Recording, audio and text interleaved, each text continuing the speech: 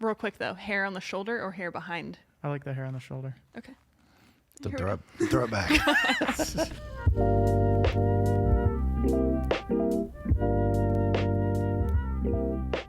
Hi, welcome to AMA. I'm Rita, and today I get to interview Pastor Larry, and we're going to talk about the Bible. My first question is, how do you know the Bible is real and not just stories? Classical literature is that which withstands the ages, and that's the definition of classic. So the Bible is considered by many, not even theologians, but people in the literature world, it's a classic because it has stood the test of time. So parts of the Bible are 3,000 years old. So it's been around a long time. Is it real? Yeah, it's real. Is everything in the Bible exactly as it's written? Probably not. I mean, these are ancient stories. Some of them, even like the book of Job, is so old, and it has a function of being put in the Bible for a reason. So is the Bible real? Yes. Is it historically accurate with all its facts and details about wars and things? Probably not. So you look at it as a classical literature. I think it teaches great truths for life. The top scholars in the world, they call it primordial history. It's something that did not happen literally, but these ancient stories were put in here to teach us greater truths about humanity, the awakening of consciousness, and all those kinds of things are within those first 11 chapters. So I think that it's important to understand the different types of literature within the Bible, because they're not all. Are there stories in the Bible? Sure there are. There's historical narrative, which is like a story about some historical event that they're trying to describe it. But often the stories in the Bible were written down sometimes hundreds and hundreds of years after they occurred. And they were told through oral tradition. And in Bible study, we study the different critical methods the way you study literature.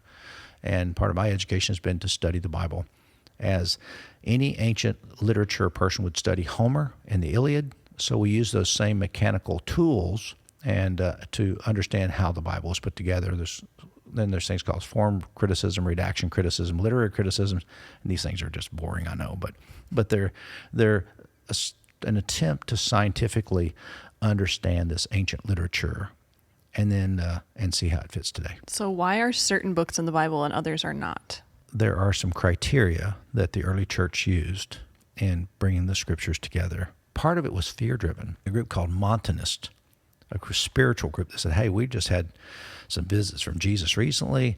We saw his spirit. We had a vision, and we've got some stories that we want to tell as well. And I think they were afraid we just keep adding all this stuff to it. At some point, we want to close it. And a canon means something that's closed. It's a finite, nothing more can be added. And the early church decided to include certain books, not other books. Even the book of Revelation, it took about 100 years for it to be included in the final works. So how long did this process take for them to decide? Decades. Okay. And it was not without lots of controversy. Right. And throughout history, there have been certain historical figures that do not like some of the books in the Bible. Martin Luther was not very happy about James. Martin Luther was not very happy about Revelation. Matter of fact, I'm not very happy about Revelation. People say, well, are you going to talk about Revelation? I go, not unless you really want to get science fiction on this whole thing. Yeah, that's actually one of our questions in here. Really? Yeah. So, I think Revelation is, to jump to that question, Revelation is a book that is apocalyptic. By that I mean it uses lots of figures and weird things like sci-fi images. They think that it was written by a guy by the name of John, and he had this vision and he saw these things. But Revelation in the first century, all the symbolism was well known. Mm-hmm. It's not written to be some futuristic type thing. When people talk about prophecy in the Old Testament and the New, prophecy is not forecasting the future. It's not looking into the crystal ball. And people get so, you can see the handwriting on the wall. In my lifetime, I've seen, the mark of the beast has been license plates, social security numbers, computer symbols. But really, more simply, it's anything that would keep you from being the best version of you that you can be.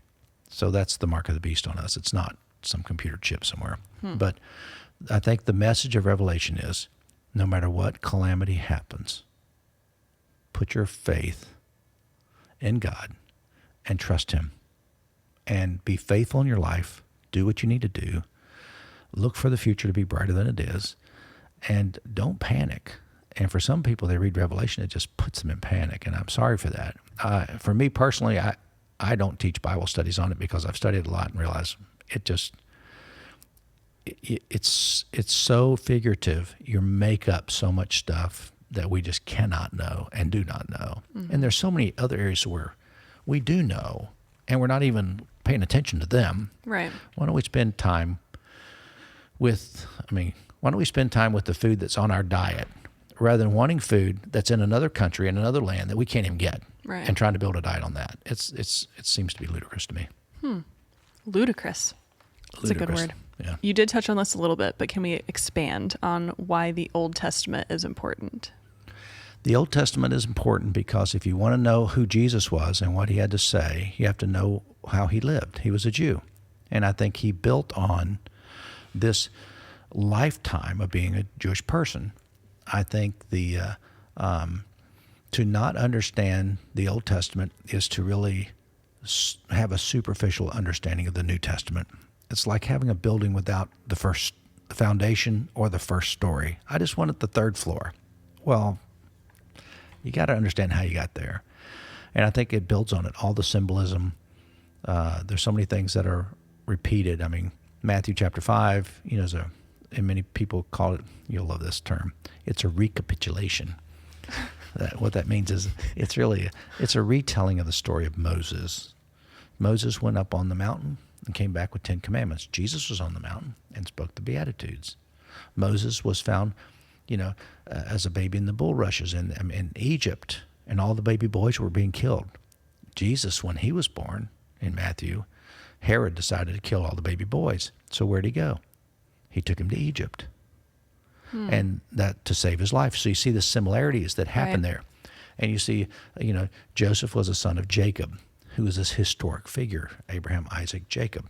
And you see this figure, Joseph. And then you have Jesus, and you see him with a dad by the name of Joseph. So you kind of get this,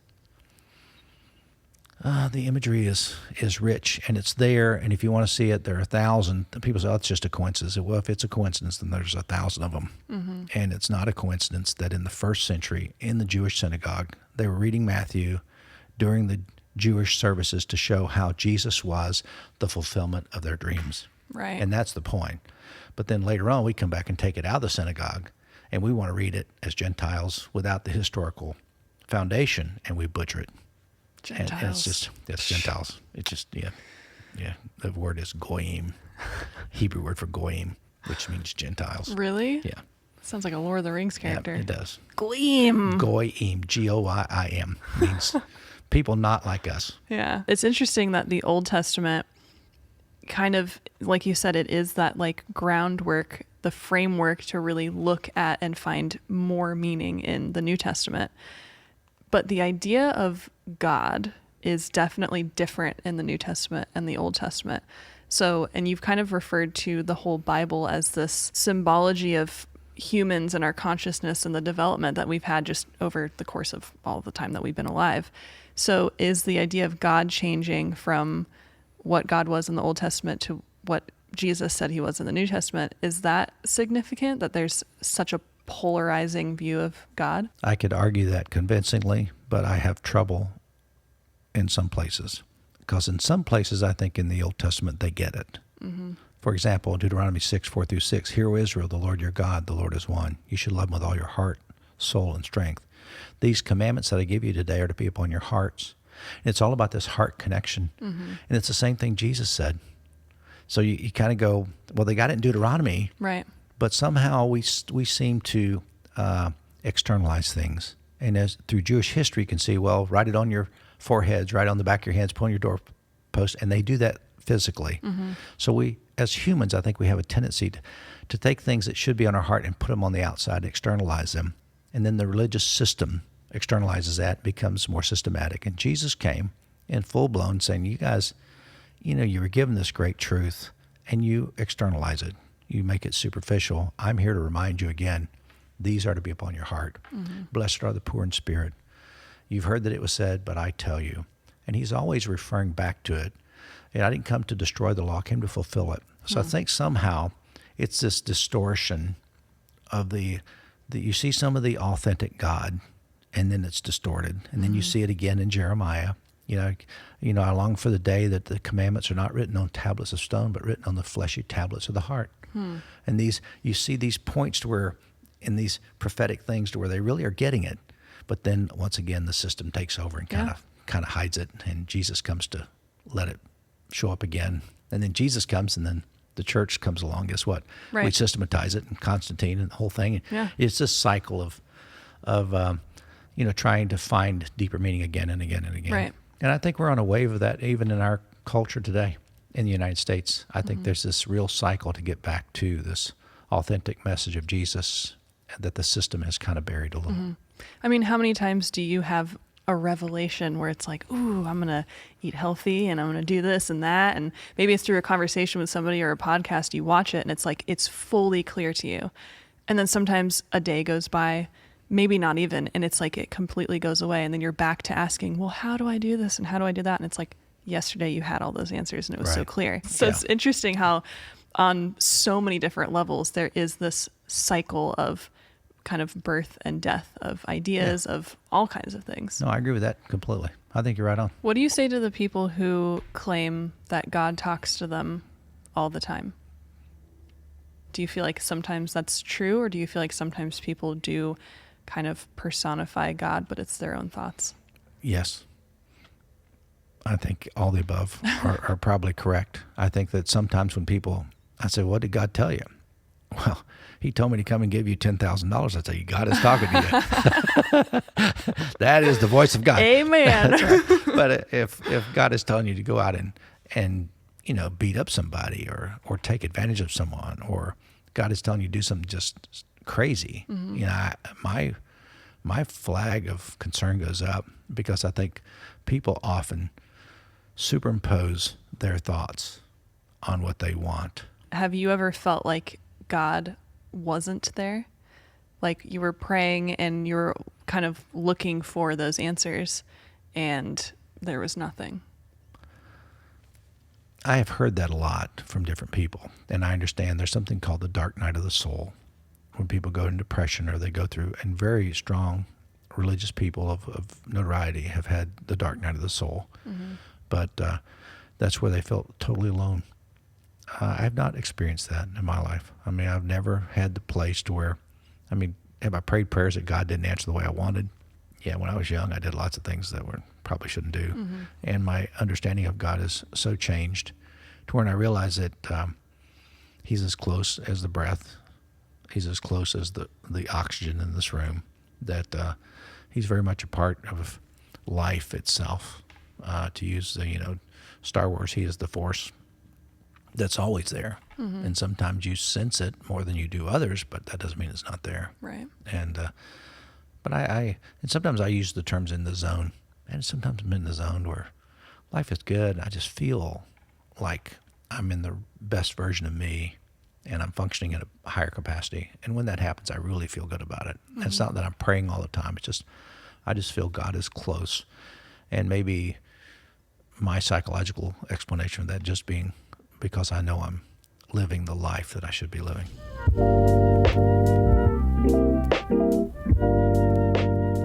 Morning. So that was a great video, wasn't it? Very informative. And that's about it. So thanks for coming today. No, really good questions that were asked there. But one stood out to me as deserving maybe more of our attention. So it was actually the first question. How do we know that the Bible is real and not just stories? Now, when people ask questions like this, depending on who they are and what their experience has been, what their life has been like, they are asking from different motivations. One motivation can be the fear that the Bible might have something authoritative to speak into their lives, and so they would rather just write it off as a bunch of old fairy tales that maybe are good for teaching moral lessons to children, but hardly relevant for adults. And then you have others who also, from a motivation of fear, feel like it's a matter of integrity. Well, if the Bible's reliability matters at all, then it needs to be trustworthy in all matters. Historical, science, whatever. I think after an entire adult lifetime teaching this stuff and studying the Bible, I can tell you with confidence that both of those views are somewhat short-sighted. See, the Bible, when it needs to be subject to new information that we gain, because that helps us to understand more about it. But that can be a scary thing. So let me tell you a quick story. In 2004, we took a group of kids on a missions trip. Actually, Ryan was there, and Chase and Chris out there, my daughter, and several other kids. And we would partner with local churches in the different cities where we were doing missions work.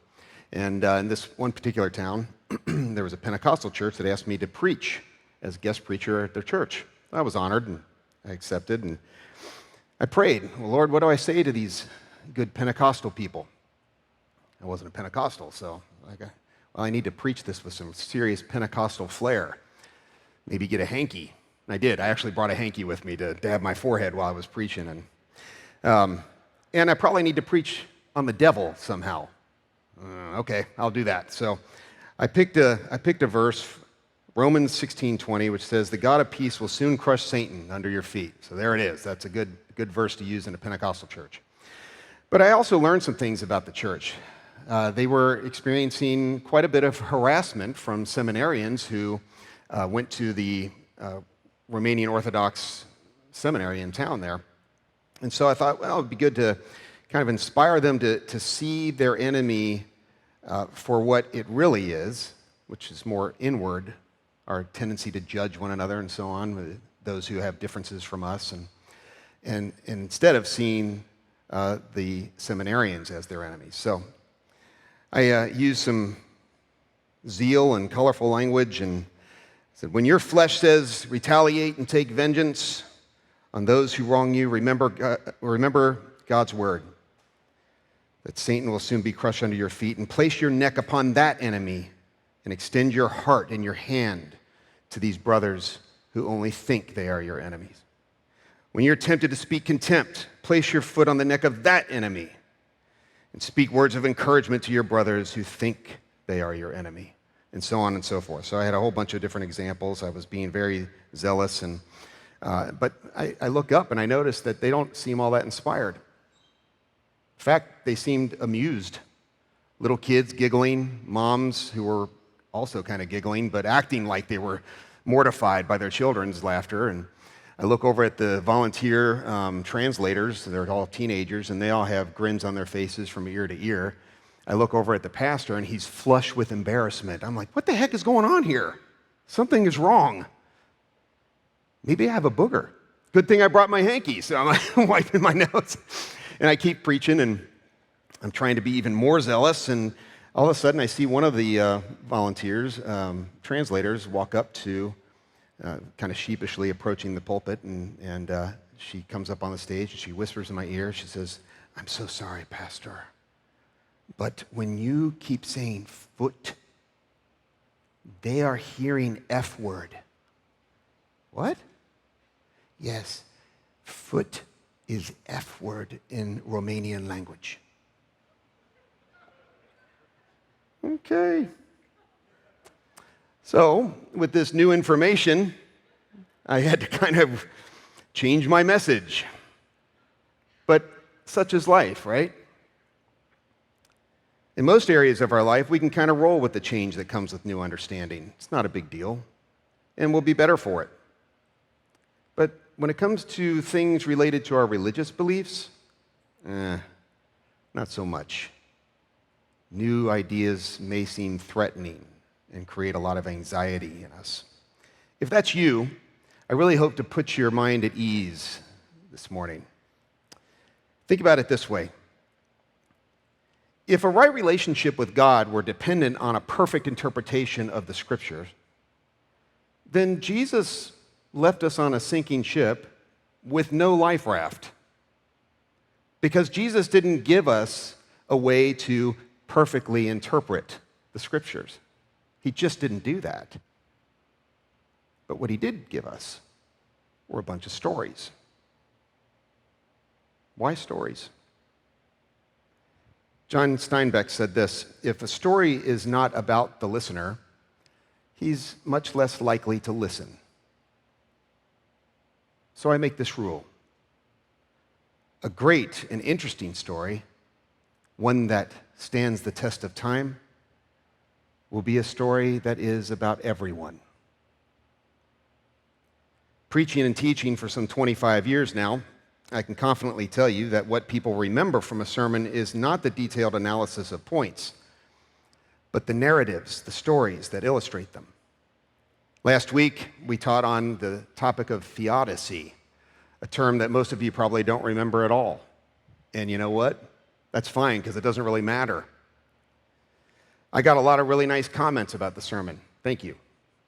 But out of all those comments, at least a dozen, the only theological comment I got was about a theological point that I didn't actually even make. They remembered me saying it, but I didn't actually make it.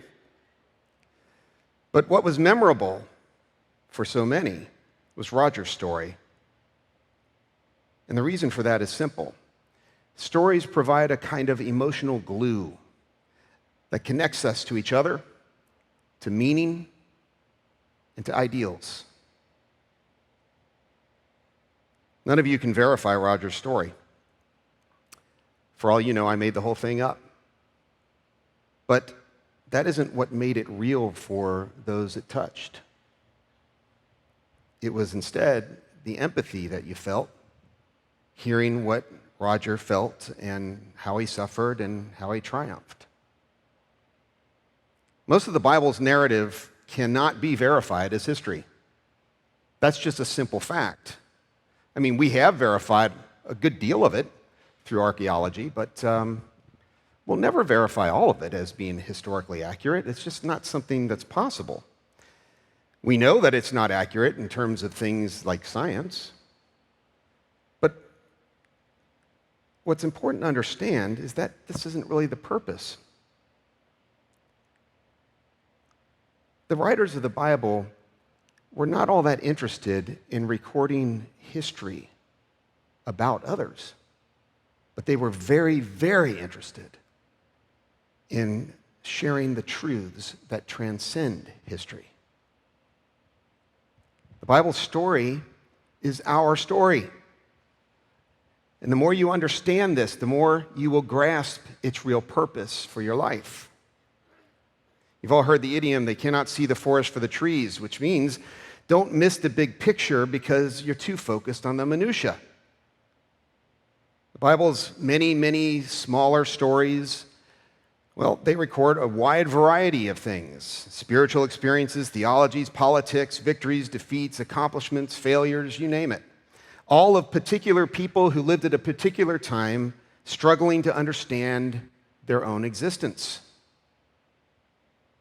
But the Bible's grand narrative is more of an ongoing saga of self-discovery, meaning, purpose, and destiny. A saga that's co-authored by God and you.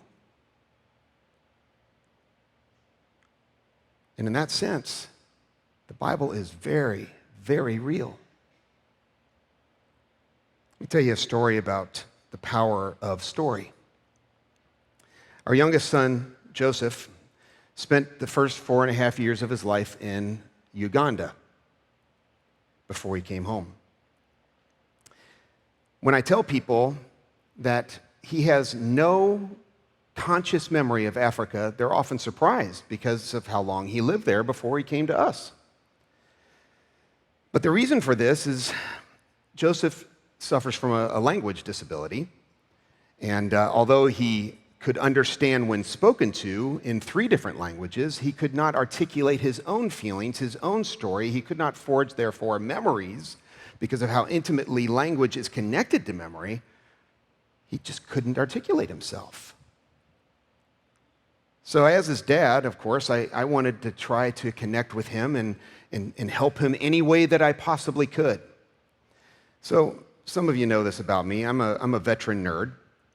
I like to play role-playing games. So a role-playing game is simply this. You get together with a group of friends. We still do this every other Sunday. And we sit around, and there's a grand narrator who sets up the world that we're in, and we play these characters in that world.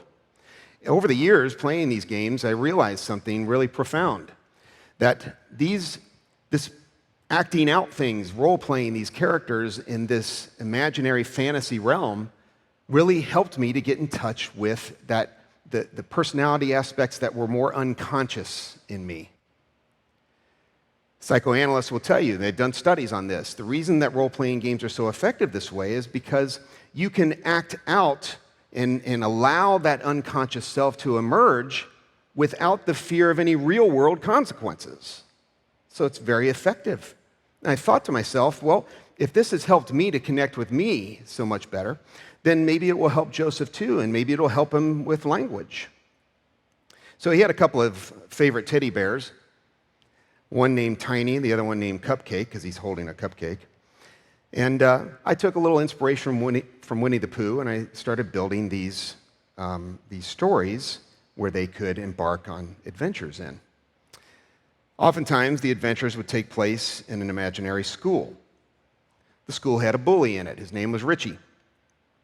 And Richie would try to antagonize them and get them. He didn't want them there at the school. He saw them as freaks because they were like these, kind of like Pokemon, monsters that could morph into something other than what they were normally. And so he didn't want them at his human school. And so he would try to antagonize them and poke at them and stuff and get them to retaliate by morphing into their monster selves. And that would get them kicked out of the school. So early on, Tiny and Joseph, you need to understand that Tiny is really just constructed after a side of Joseph's personality, the side that is fearful, insecure, but wants to be bravado. Cupcake, on the other hand, is the teddy bear that represents Joseph's other side, which is very sweet, empathetic, and frankly wise. So, in reality, all of these are Joseph. Anyway, early on, as a dad, I'm noticing that Joseph really likes to side with Tiny, especially when it comes to retaliation against the bully. They would scheme and make plans to get their revenge on Richie, but not let him know that it was them that was doing it so that they wouldn't get in trouble. Kind of conniving, sneaky. Well, Cupcake, on the other hand, the wise sage side, would encourage them not to do that. He would say instead that we should try to understand Richie and why he bullies people. Maybe even look for ways to be his friend. So I'm going to role play this so you get the feel for what we do. So the trio they decide one day they're going to go and talk with Richie's parents about this bullying. So they go to Richie's house. Richard's dad answers the door, and he looks at the three of them, and he says, "What do you freaks want?" Cupcake answered. This is Cupcake's voice. "Well, sir, your son Richie has been bullying me and my brothers at school, so we thought it would be a good idea to come and talk with his parents and find out why he does this." "Oh, so you're tattletales." "Well, no, sir. We already tried to talk to Richie, but that didn't help. We really want to be Richie's friends because, well, I mean, the kids that he hangs out with, we don't really think they're his friends. They just seem like they're scared of him." "Look, Dr. Know-It-All, I'll make you a deal. If I talk to Richie, will you stop talking to me?" "Yes, sir." So he says, "Hey, bonehead, get your sorry butt down here now." So Richie comes scurrying down the stairs and timidly approaches the door. His dad says, "Stop picking on these freaks." So they stop talking to me.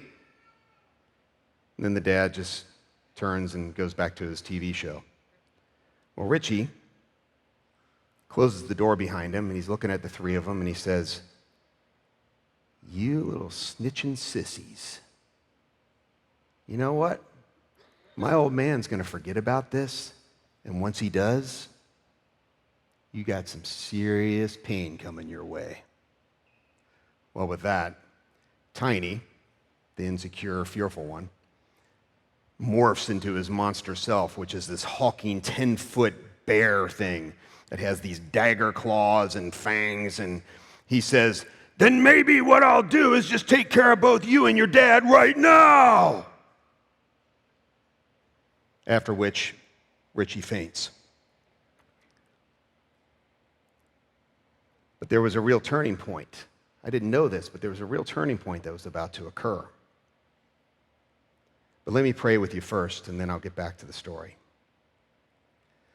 Father, in your goodness, we kind of exist as souls adventuring through really endless worlds of your making and ours.